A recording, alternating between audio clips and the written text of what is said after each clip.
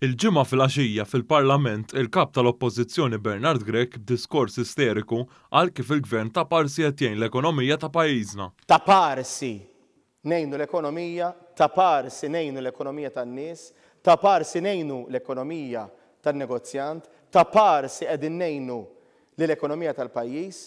Waqt dan id-diskors fl-estimi finanzjarji għall-budget, Bernard Grech mhix jitkellem kontra l-vouchers. Fejn qabel dawn l-istess vouchers ma' pala biex bija noħorġu l-ilma, Grech kien fex fattak fuq dawn il-vouchers li kienu ta' injezzjoni ekonomika qawwija u għenu ħafna lin-negozji. Hemm bżonn li l-Gvern iwieġeb, hemm bżonn li l-Gvern iqum, għax din mhix xi ħaġa li ssolvja bil-vouchers. Bl-istess tonalità u l-ippuntar tal-idej bħal Simon Busuttil, il-kap nazzjonalista Bernard Grech qal li l-Gvern immexxi mill-Prim Ministru Robert Abela huwa ċass. Intkom mingħajr ideat. Hemmhekk intom iċċassati. Hemmhekk intom m'intkomx kapaċi.